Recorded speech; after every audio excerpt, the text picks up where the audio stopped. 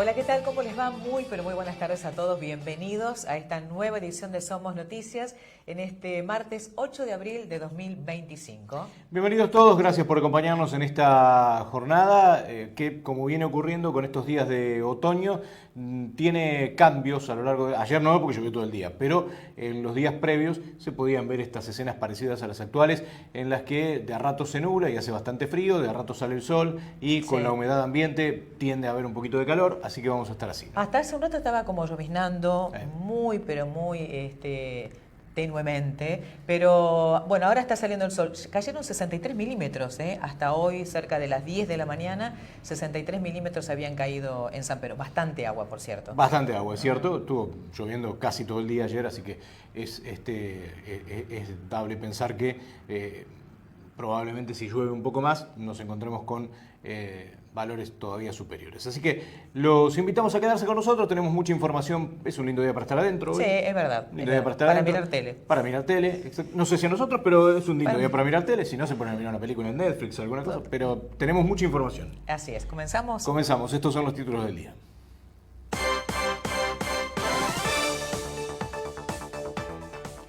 La fiscal Ramos brindó detalles de la condena por abuso a un docente. Inauguraron en el hospital el segundo consultorio canábico del país.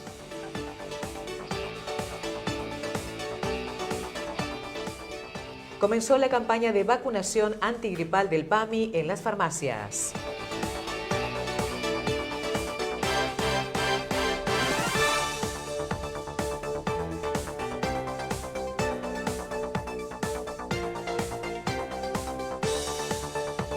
Comenzamos con el desarrollo de la información. Esta mañana la fiscala Viviana Ramos, que tenía a cargo y tiene a cargo la causa por abusos en la que está implicado un profesor que dictaba clases en la escuela agraria, pero que también había tenido denuncias de otros establecimientos donde se desempeñaba, pero no trascendieron, no llegaron a juicio. Recordemos que en un principio hubo 7 denuncias, que finalmente 4 fueron las que avanzaron en la justicia y que eso derivó en un juicio que se desarrolló en 2 etapas, la semana pasada, día jueves y viernes, y que ya fue penalmente considerado responsable por el jurado que estaba allí presente. Ahora falta saber qué es lo que pasa, pero la doctora Ramos se refirió cómo se inicia la investigación, cómo fue el proceso, digamos, hasta llegar a la instancia que está ahora, cómo fueron ubicando y el modus operandi que tenía esta persona para con las víctimas. Esto era lo que decía.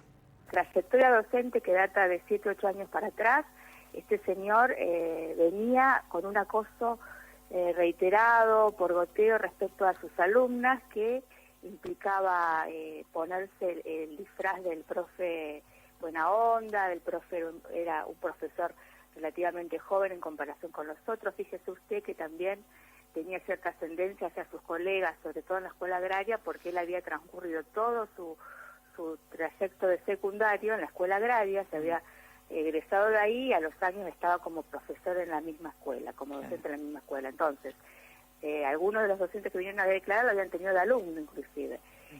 Una persona que, insisto, con la broma, con la chanza, con alguna cuestión de complicidad con otros alumnos, sobre todo con los alumnos varones, generaba cierta, entre comillas, confianza, y aprovechándose de esa confianza, chanzas, palabras que no correspondían, seguir a las alumnas luego de clases, invitándolas a llevarlas en el auto, mensajes fuera de horario con invitaciones a salir, comentarios acerca de su vida sexual o amorosa fuera de la escuela a las alumnas cuando volvía el lunes, todas estas referencias que iban intentando quebrar la confianza o crear una situación de confianza en donde la alumna, imagínese usted que esto lo hacía con chiquitas de 12, 13, 14 años que empezaban el secundario, veían a este personaje como el simpático y a los 2 o 3 meses esta simpatía se transformaba en un manoteo, en un tocamiento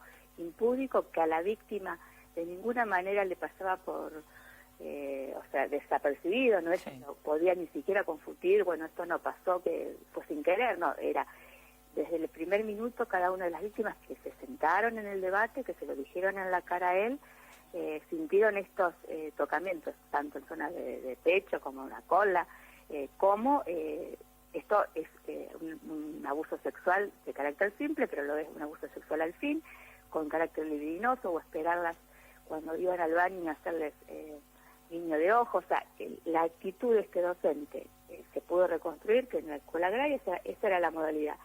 Tratar de seguir a las alumnas cuando se transitaban hacia el baño, en algún momento intentar abalanzárseles. Yo puse el ejemplo porque esto surgió de muchos testimonios que aplicaba la técnica de la carretilla, porque pensemos cada uno de nosotros con sentido común cuál sería la ciencia necesaria para poder agarrar bien o mal una carretilla. Y este docente, cuando la alumna agarraba una carretilla, esto lo dijeron más de 2 o 3 denunciantes, se aprovechaba estas circunstancias para, realizarles tocamientos del tipo apoyarla por atrás, así no se agarra la carretilla, se agarra de esta manera, y esto lo hacía en el grupo de alumnos. Es decir, imagínese usted una alumna sorprendida de esa manera, a la vista de sus compañeros, todo esto como le va quebrando la psiquis, la confusión, no lo decían inmediatamente, fueron cosas que entendían que tenían que callar, porque además se sumó, y esto también fue determinante y una cuestión a analizar, es que las víctimas durante mucho tiempo, y yo creo que hasta el día hasta el viernes donde tuvimos el veredicto de culpabilidad, eran señaladas como las culpables, habían de alguna manera seducido al profesor, o que por culpa de ellas el profesor no estaba más dando clases. Sí, eso lo remarcó cuando hablamos el otro día con el abogado Fernando Nowen, ¿no? Que al principio hubo como que había una defensa hacia el profesor. Bueno, eso, gracias a Dios, con lo que pasó y con la escuela tuvo un cambio también en ese sentido, porque las chicas tampoco pudieron reanudar, digamos, su actividad escolar. Fueron también condenadas socialmente, ¿no? Sí, yo no lo diría al principio. Yo diría que esto, sobre todo con el caso más grave, se sostuvo hasta el día, por lo pronto surgió que usted sepa que el caso de la niña más grave, la familia tuvo que cambiarse de localidad. O sea, claro, vivían en un lugar, se tuvieron que cambiar al otro, y de ese lugar también se tuvieron que cambiar. Y todo por las mismas circunstancias, porque la actitud de sus compañeros, de la comunidad, era señalarla, ahí viene, no la toques, ahí viene la violadita, ahí viene, o sea, yo por un lado, primero que estoy muy orgullosa del trabajo que hice con mi equipo, que lo hice en silencio. Siempre hay quejas de la comunidad toda, y se entiende de que la justicia esto, que la justicia lo otro, que atrás y demás, pero creo que con una mano en el corazón todos debemos hacernos cargo de la parte que nos toca, porque la comunidad luego reclama, pero en este caso hubo una familia dañada muchísimo. A las chicas todas tuvieron tratamiento psicológico, incluso psiquiátrico, incluso el caso más grave continúa bajo tratamiento y todavía no ha podido salir tranquila a la calle. Y esto no es porque la justicia, sí o por la justicia, no es porque hay una comunidad que además, en algunos casos, sobre todo con determinadas personas, de determinado nivel socioeconómico, porque pertenece a determinado círculo social, pueden defenderlo. La actitud del establecimiento escolar también fue pésima, porque también surgió durante las audiencias de debate que protegieron, que no generaron un ámbito de escucha hacia las alumnas para que pudieran contarlo, para que la directora, que de alguna manera también quedó acreditado que se fue con una licencia, pero que de alguna manera blanquearon esa situación, porque la otra cuestión era que la tenían que echar del cargo, porque la actitud de ella fue: lo que pasa en la escuela se queda en la escuela, de acá no sale. Claro. Y también surgió otro detalle muy importante, que es que este señor tiene incluso actualmente una dietética que vende los productos de la escuela agraria. Entonces, también puedo entender que hay una cuestión económica o alguna comercial que también lo cubren. Insisto, esto no es la justicia, esto es lo que los vínculos comunitarios también permiten. A continuación, la doctora Ramos habla sobre cómo se dio el proceso, específicamente la instancia de juicio por jurado, la decisión del jurado unánime de encontrar culpable al imputado, y también se refirió al caso más grave, al que termina seguramente significándole el mayor porcentaje del monto de la pena que se va a dar, ahora lo vamos a comentar, se va a dar a conocer en los próximos días. Pero específicamente acerca de la decisión del jurado y del caso más grave, que es un caso de abuso sexual con acceso carnal dentro del mismo establecimiento, esto es lo que decía la doctora Ramos. Finalmente el jurado lo encontró responsable por unanimidad, quiere decir por 12 votos. Después, si quiere, le explico un poco la particularidad que tiene el juicio por jurado en este aspecto, pero terminó con declarado culpable por el abuso sexual con acceso carnal doblemente agravado por su calidad de docente y por haber causado un daño psíquico en una de las víctimas, y luego tiene 3 cargos más que se catalogan como abuso sexual agravados por su calidad de docente simple, porque fueron situaciones de tocamientos, y uno de ellos fue una situación de tocamiento en forma de tentativa, porque se ha establecido que se abalanzó hacia una de las víctimas queriéndola besar, ella lo impidió con un empujón, o sea, no hubo contacto, por tanto eso se lo declara como tentado, pero en estos 4 casos terminó declarado culpable por unanimidad. Y luego de las causas que no continúan su trámite es por decisión propia de las víctimas y de la familia. Yo tuve un tiempo de paciencia para poder trabajar con ellas y poder, pero estos delitos son delitos que nuestro ordenamiento jurídico llama de instancia privada, quiere decir que se denuncian y la víctima decide si quiere que se investiguen o no. Claro. Ocurren situaciones que son muy íntimas, la víctima se expone a tener que ir a un médico que la va a revisar, y a un psicólogo que le va a preguntar a distintos operadores, y el hecho permite que ellas continúen o no su denuncia. Si ellas dicen, yo no quiero continuar, yo no quiero seguir aportando, yo no puedo avanzar sobre esos casos, tengo que respetar la decisión de esas víctimas, que en este caso, al ser menores de edad, también estaba representada por sus progenitores. Sí, entonces, esto generó que, bueno, estos casos que si bien llegaban a conocimiento, porque sepa usted también que cuando los abusos sexuales o este tipo de situaciones ocurren en un contexto escolar, si la víctima no quiere denunciar, el establecimiento tiene la obligación de hacerlo por cuestiones también de tratar de que estos casos no queden impunes por la peligrosidad que tienen. Entonces muchos de ellos llegaban no por denuncia de las víctimas o de los progenitores, sino por denuncias de directivos de otros establecimientos. De hecho, declaró en el debate la directora de la Escuela Técnica número 1 de San Pedro, que a partir de la situación de que una de las alumnas se había acercado y había comentado, insta a los padres a que haga la denuncia, los padres no la hacen, entonces la directora misma la formula, y bueno, yo con ese material tengo que empezar a trabajar. Doctora, de más está decir sin entrar en detalles, está claro, pero digo, le pregunto acerca de el caso de abuso sexual con acceso carnal. ¿Se produjo dentro del establecimiento también? Exactamente, se produjo en uno de los baños del establecimiento, el baño destinado a los profesores. Sepa, que entiendo yo que ustedes conocen, en la escuela agraria, que tiene unas 19 hectáreas en las que se encuentran emplazados distintos sectores construidos a los fines de desarrollar distintas actividades. Es decir, cuando uno habla de una escuela se hace la imagen de un establecimiento cerrado, con al menos un patio, pero salones. Acá había distintos lugares y en una oportunidad la víctima necesita ir al baño, el profesor le indica que vaya al de los docentes, la sigue, de esta manera interpone, le abre el baño, se interpone entre la puerta y el bañito, que es un espacio de unos 50 por 3 metros, no es un baño grande, le impide la salida, bueno, y ahí la somete sexualmente, no voy a entrar en detalles, pero sí con un acceso carnal consumado, de donde la víctima puede salir y escapar, y bueno, y a partir de su sufrimiento poder contar lo sucedido. Bueno, también la consultamos a la doctora Ramos sobre la actitud que tuvo durante las 2 jornadas de juicio el imputado, que tuvo que escuchar el testimonio de las víctimas, además de familiares que también se hicieron presentes, de otros testigos. Y además también se refirió a lo que viene. A partir de ahora ya hay una condena que es por parte de la gente que ofició de jurado y ahora del alto tribunal que va a ser esta semana. Esto es grave. No dijo nada, él no hizo en ningún momento uso de la palabra, por eso es hasta más cruel esto, porque quiero explicar un tema. Sí. El juicio por jurado es un juicio que en la provincia de Buenos Aires está establecido como un derecho del imputado.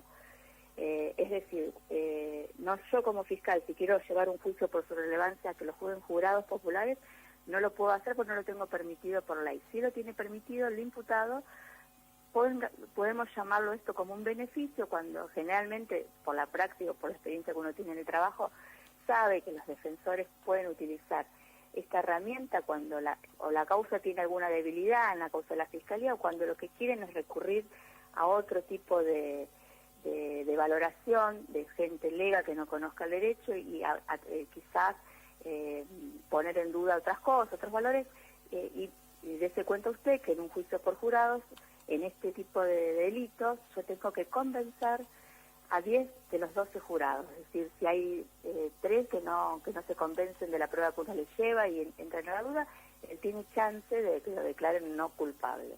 En tanto, en un juicio común, obviamente nosotros tenemos a lo sumo un tribunal con 3 jueces técnicos que analizan la prueba, la pueden escuchar durante el debate y determinan con eso. Entonces, si como imputado cualquier persona X se quiere someter a este tipo de jurado popular, que son los únicos que van a decir sos culpable o no, lo mínimo que uno esperaba más, además de haber expuesto, porque esto lo fue por decisión de su defensa, de que las víctimas que ya hayan declarado en cámara se vuelvan a tener que declarar en el debate, pero el señor imputado no se sentó en el banquillo a explicarle a los jurados su versión de los hechos. Ni siquiera cuando la jueza le dice al final del debate, que es algo también que se estila y que por ley así, le vuelve a preguntar si quería decir una última palabra, dijo no. Es decir, ni siquiera dijo soy inocente en algún momento durante todas las jornadas y durante todo el tiempo que él tiene oportunidad de hacerlo. Por tanto, ninguna explicación obtuvimos. Yo, como fiscal, sé que no tiene explicación, pero las personas que compusieron ese jurado popular no supieron ni él atisbó a dar una explicación de esta situación. Doctora, ¿cómo sigue esto? Porque, bueno, ahora ya se lo ha declarado culpable, resta que se determine el monto de la pena, que ahora ya es una cuestión más técnica. ¿Cómo sigue esto y cuándo va a ser? Justamente mañana tenemos la audiencia que se llama una audiencia de cesura, donde se exponen los argumentos por los cuales uno pide una pena, y se lleva prueba al respecto, y a partir de ahí se dicta, digamos, la jueza es la que dicta la pena, y con esto, bueno, se estaría terminando lo que es el proceso de juicio por jurado con la aplicación de la pena. ¿Cuánto va a pedir usted? Yo prefiero no adelantarlo porque es una cuestión de estrategia que lo tengo justamente mañana, no quiero dar elementos bueno, a la contraparte, básicamente. ¿Pero cuánto es el mínimo y el máximo de la pena en cada uno de los casos que Mire, básicamente nosotros tenemos los delitos de abuso sexual simple, arrancan con un mínimo de 3 años, y el abuso sexual contra el sexo carnal arranca con un mínimo de 8 años. Y obviamente esas eran las condiciones si este señor iba a un juicio abreviado, si nos ponía a las víctimas a todo esto. Tanto la escala penal que yo tengo para trabajar, en el caso más grave, es de 8 a 20 años, imagínense que además tengo posibilidades de pedir de sumar pena porque hay un concurso real, no soy la víctima, cada víctima tiene su figura legal, puedo sumar delito y delito y delito y hacer un concurso real, nosotros le llamamos a una suma de las distintas penas y pedir en función de eso. Pero estamos hablando de un mínimo de 14, 15 años y no se sabe cuál puede llegar a ser un más. piso de ahí, un piso, sí. El hospital de la ciudad de San Pedro contará con el segundo consultorio canábico del país. Para explicar mayores detalles acerca de este convenio con una empresa privada, la doctora María Vargas, secretaria de Salud de la Municipalidad de San Pedro, charló con nosotros y esto decía. En realidad esto es un proyecto que lleva mucho tiempo, lleva muchos años, y se encargó personalmente nuestro intendente de llevarlo a cabo y de hacer el convenio con una empresa, Flower Camp, que desde el punto de vista de salud para nosotros es súper importante porque sería un complemento al tratamiento habitual, tradicional. Este es un proyecto donde se arranca a modo prueba Se va a hacer en un grupo particular de pacientes y se va a determinar, digamos, como un trabajo científico donde se va a cuantificar la respuesta, se van a tomar un año a prueba de ver cómo responden estos pacientes y esto podría llegar a ser el puntapié inicial para algo mucho más ambicioso. Desde el punto de vista empresarial, la idea de Flower Can no es solamente trabajar con el aceite de cannabis, sino invertir a nivel industrial, pero bueno, no es un tema que me compete explicarlo. Jonathan, que es el encargado, dio todas las pautas cuando se hizo la inauguración y explicó a dónde puede apuntar la industria del cáñamo. A nuestra ciudad nos podría colaborar económicamente en forma muy ambiciosa por la cantidad de espectro que tiene el cáñamo en sí, no solo para alimentación, textil, sino otro tipo de insumos. Desde lo que tiene que ver con salud, sí. El primer consultorio canábico en el país se inauguró antes del 2020, en el año 2017-2018, en la ciudad de Puerto Madryn, y nosotros vamos a ser el segundo municipio del país que adhiere a esta iniciativa, que es una iniciativa que en otras partes del mundo ya viene dando cuentas con los pacientes. Nosotros arrancamos con un proyecto a modo investigativo y después veremos si podemos dar un paso más adelante. Lo va a llevar a cabo como director médico el doctor Joel Scorcelli. Va a tener una licenciada en trabajo social, que es Florencia Cuesta, y va a trabajar con él en lo que es la parte organizativa y coordinación. Van a tener un número de teléfono destinado pura y exclusivamente para esto, y a su vez va a estar Sol, que es la técnica que se va a encargar de la producción. La producción no es como muchos piensan, que vamos a traer la planta y se va a hacer el extracto. No. Explique eso, ¿cómo va a ser esa producción? A ver. No, eso se hace en otro lado. Lo que vienen acá son las resinas, que son los concentrados, ¿sí? La planta tiene muchas características. La planta de marihuana tiene un montón de cosas. Uno son los principios activos, que son psicotrópicos, que son los que generan el estímulo a nivel cerebral, y después están todas las otras partículas que corresponden a las propiedades de la planta en sí. Lo que se va a trabajar es con eso, que es el famoso CBD, no el THC. A partir de esas resinas, que son los concentrados, es donde se va a producir el aceite en distintas concentraciones. La producción se va a realizar en un laboratorio que se asignó y se acondicionó dentro del hospital, y el consultorio va a ser ya designado, ya está el consultorio 17. Se va a trabajar los días jueves de 14 a 18:30, y de lunes a viernes de 12:30 a 18:30 va a ser la dispensa en la farmacia, pero va a ser pura y exclusivamente de los pacientes asignados. Se va a hacer una selección de pacientes, no es que cualquiera va a poder acceder. Bueno, la doctora Vargas hacía referencia a que ya hay un equipo armado que trabajará justamente para la atención de pacientes que necesiten realizar este tratamiento, y en este sentido le preguntamos a quiénes está destinado, quiénes van a ser justamente las personas que van a recibir esta medicación. En principio, lo que se intenta es ver algo que nos cuesta a todos, ¿sí? Que es el dolor.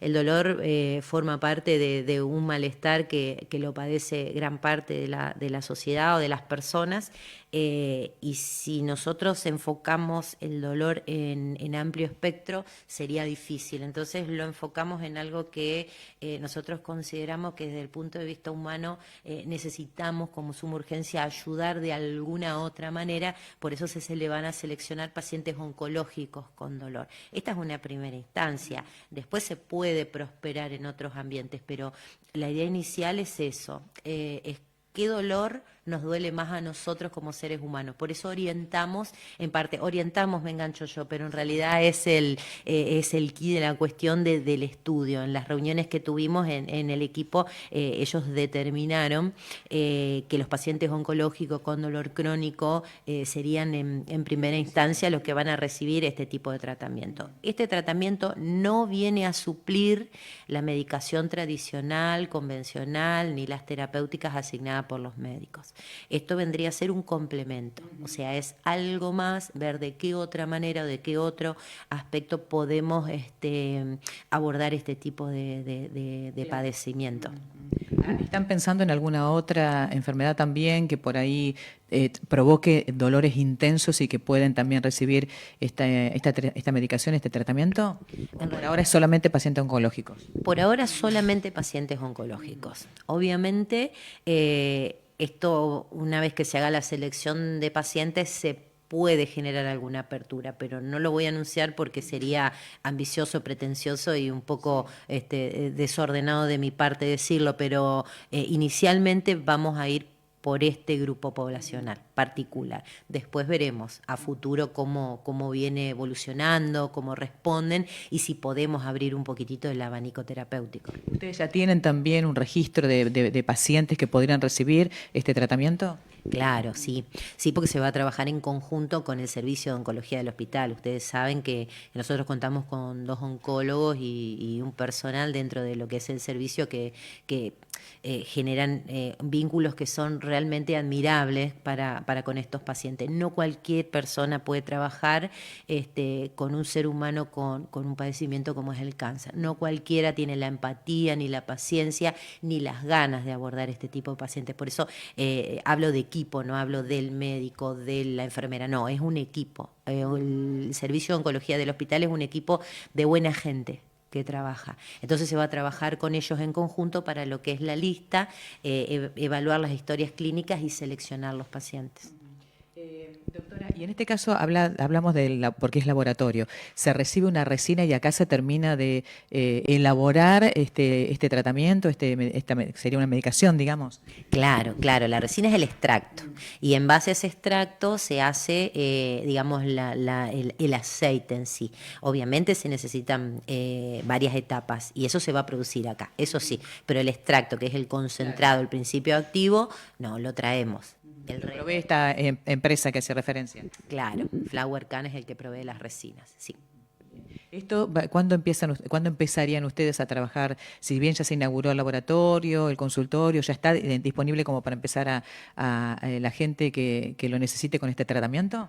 Claro, sí, ya a partir de la semana que viene va a estar en marcha. Ya está, en realidad ya se están coordinando para acceder a las historias clínicas y después empezar a contactar a los pacientes. Pero sí, ya entra en funcionamiento. Se va a tomar más o menos un mes, 45 días para lo que es la selección. Y después ya arrancamos con todo, pero la línea de producción ya está casi en marcha.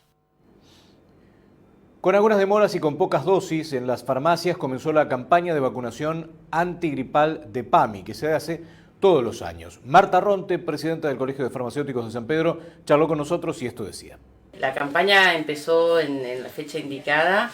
Las farmacias recibieron muy pocas dosis en la primera tanda. Generalmente recibimos en 2 o 3 tanditas, sin fecha, obviamente, no sabemos cuándo, pero bueno, dicen que por la logística es de esta manera la repartida de vacunas y bueno, nos tocó recibir algunas farmacias menos, otras un poquito más. Ya no tienen, obviamente, el número de afiliados de PAMI, el padrón de PAMI es muy grande con respecto a las dosis que mandaron, ni siquiera un 10%.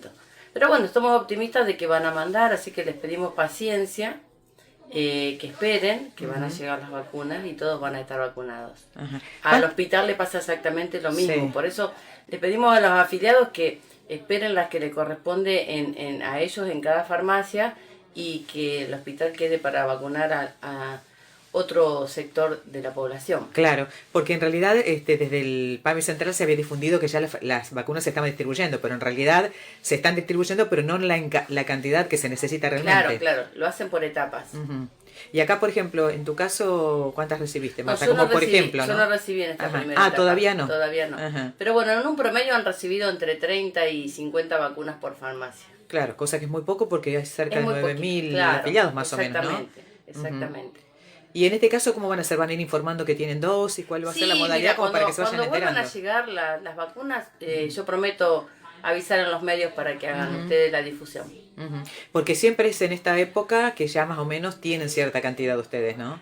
Sí, últimamente vienen retrasándose y arrancamos la campaña en abril. En realidad tendría que arrancar en febrero o marzo, pero bueno, se vino dando de esta manera. Claro. La ISTIVAC de venta bajo receta o venta privada todavía no entró, por ejemplo. Claro, claro. Esto que decía del hospital, porque es cierto, escuché a algunas personas y dice, bueno, si no me voy al hospital, pero el hospital no está recibiendo tampoco en cantidad, le están también haciéndole llegar partidas muy cortas.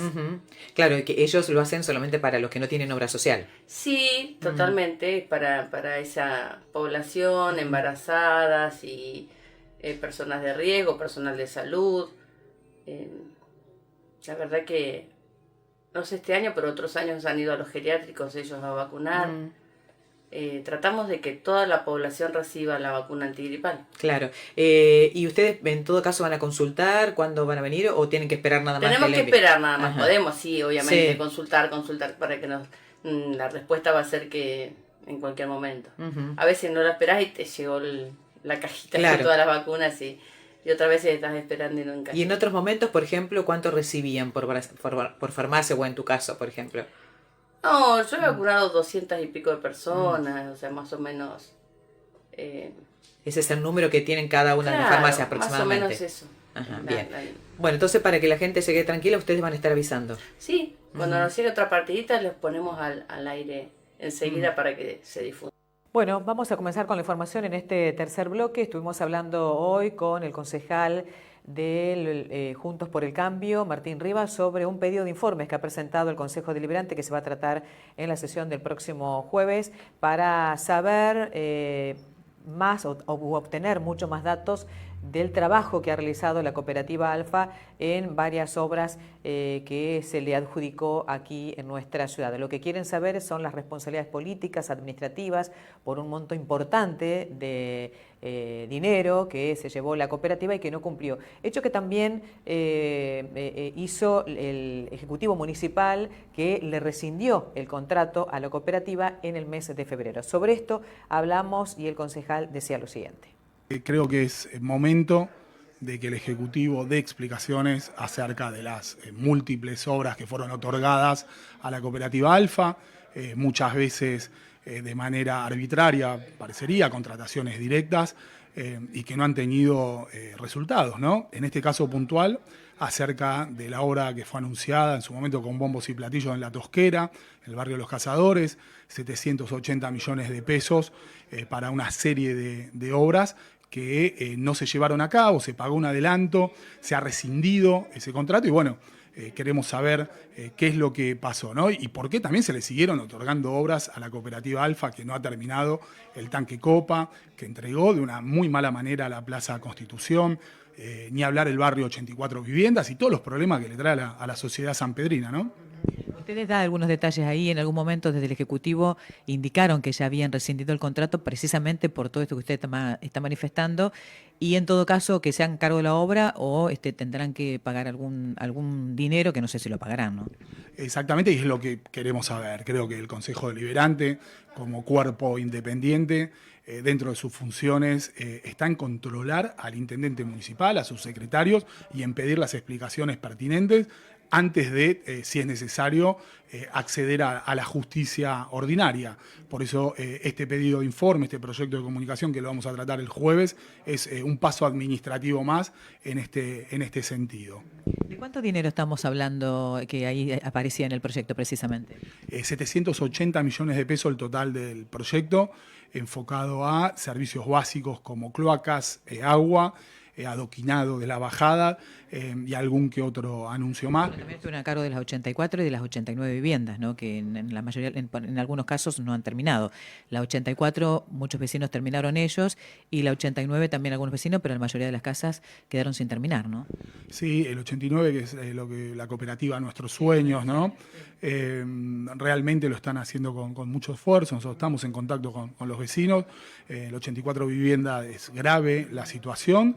Sobre eso se suma el juicio con Arcor, que también tiene un pedido de informe en comisión y que en algún momento lo dictaminaremos, o si pierde el estado legislativo lo volveremos a presentar.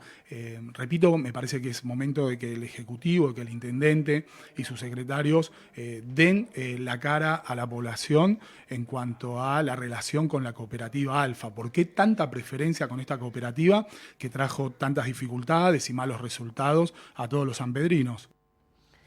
También habló sobre este tema la concejala del bloque de Unión por la Patria, Candelaria Cuscuela. Vamos a compartir lo que decía.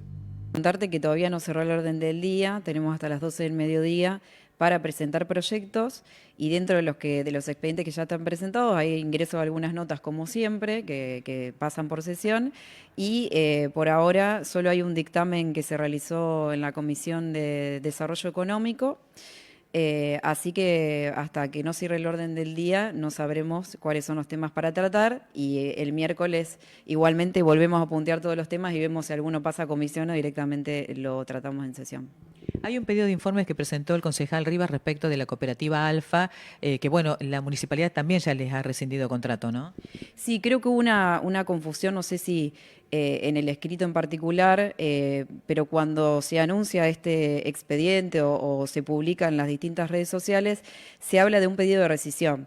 Por un lado, es un pedido de informe, nosotros tenemos la potestad y una de nuestras facultades y una de nuestras responsabilidades es poder fiscalizar las acciones de gobierno y en este sentido podemos presentar o pedir pedidos de informe. Este es un pedido de informe, como tantos otros que se han presentado, y entiendo que en el escrito, cuando uno lo puede leer, se solicita información sobre la obra que iba a llevar a cabo la cooperativa Alfa, pero este pedido de rescisión creo que no tendría lugar en este sentido porque ya se ha rescindido el contrato con la cooperativa Alfa sobre esta obra que se iba a realizar a través de la FISU, que es este fondo que financia las distintas obras que se hacen en aquellos barrios que están dentro del RENAVAP.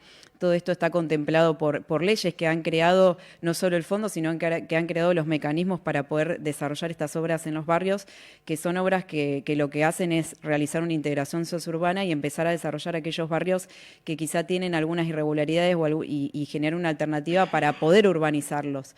Esto fue muy importante para nuestra ciudad que se pueda desarrollar en el barrio Los Cazadores o en La Tosquera, como algunos lo conocen. Se desarrollaron obras.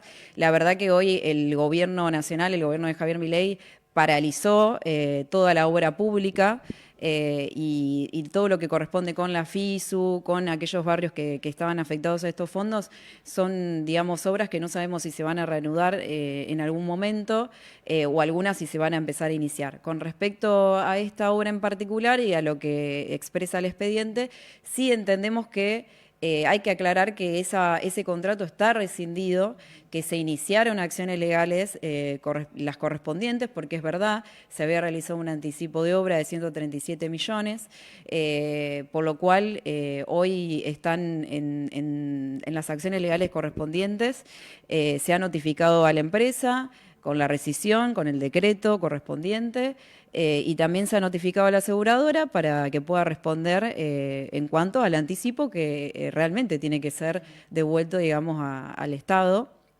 Y después proseguirán las acciones legales correspondientes en cuanto a las responsabilidades por el abandono de la obra. Incluso creo que el secretario de Obras y Servicios Públicos se ha reunido con los vecinos donde han hecho un punteo de todas la obra sin terminar que ha quedado en algunas viviendas, ¿no? Sí, ni hablar. Aparte era una obra importantísima y que nos llenó de alegría porque cuando se anunció, la verdad que era para nada más y nada menos para urbanizar un barrio y con el cual todos los gobiernos que han pasado queda una deuda histórica, digo, en ese sentido. Entonces, que se haya dado esta posibilidad en San Pedro, la verdad que de los dos lados, por un lado de la responsabilidad de la cooperativa y por el otro lado del gobierno nacional que tampoco da, digamos, ningún tipo de señal para saber si la obra pública en algún momento se va a reanudar. Quizá cuando se habla así a grandes rasgos del equilibrio fiscal y no se interpreta que cuando uno va a los territorios, a las ciudades, a los distintos municipios, son obras que dañan nada más ni nada menos que a la gente y a cada uno de los vecinos cuando se paralizan o cuando se abandonan o cuando ya no hay más fondos para esas obras. Así que desde esos dos lugares, pero nosotros principalmente creo que nos correspondía, en este caso, decir que sí, que el contrato está rescindido, para que no se generen dudas sobre eso. Después, las consideraciones o los pedidos de información que pueda realizar cualquiera de nosotros como concejales son totalmente viables, pero en este sentido aclarar que ese contrato no está vigente. Compartimos con ustedes los títulos del diario digital norte bonaerense, los temas más importantes que aparecen en la portada. La UTA anunció que no adhiere al paro general, pero no descartan cambios de última hora. Trump y Netanyahu se reunieron en la Casa Blanca para negociar la liberación de rehenes en Gaza. Ramallo, el intendente Mauro Poletti, participó del Congreso Ciudades Inteligentes. La mano derecha de Axel Kicillof se negó a hacer un control de alcoholemia y le retuvieron la licencia. Más información que tiene que ver con la zona norte de la provincia de Buenos Aires. En Rojas, trabajadores de la clínica privada alertan a la población. Usó la tarjeta de su tía fallecida, gastó 7 millones de pesos y fue detenida por defraudación. Ramallo, arreglos del camino que une Ramallo con El Paraíso. En la misma localidad también primer año del Centro Universitario Municipal. Y por el alza de costos, el conurbano subirá 12% el precio del pan. Todo esto y mucho más lo pueden encontrar en www.nortebonaerense.com.ar. ¿Qué va a pasar con el tiempo para lo que resta de la jornada de hoy en San Pedro? Está como queriendo salir el sol, 22 grados de máxima, mínima 15. Para la tarde de hoy se anuncia esta máxima, miércoles 23 grados de máxima, 1 grado más que hoy, el 17 de mínima, cielo parcialmente nublado, el jueves nublado, 22 grados de máxima, mínima 17, vuelve a bajar 1 grado, viernes 25 grados de máxima, mínima 17, cielo parcialmente nublado. Parece ser que lluvias no vamos a tener, al menos hasta el día viernes. Esto es entonces lo que anticipa el Servicio Meteorológico Nacional para lo que resta de la jornada de hoy, aquí en los próximos días y la zona. Exactamente, nosotros volvemos a encontrarnos mañana, miércoles, para una nueva edición de Equipo de Radio desde las 7.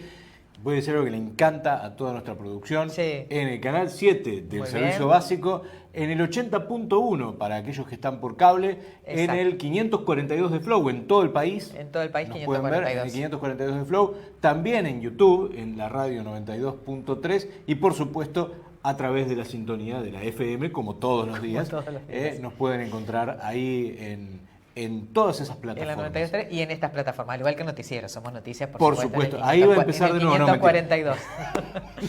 Bueno, Nos vamos, mañana nos volvemos a encontrar. hasta mañana, que le pasen bien.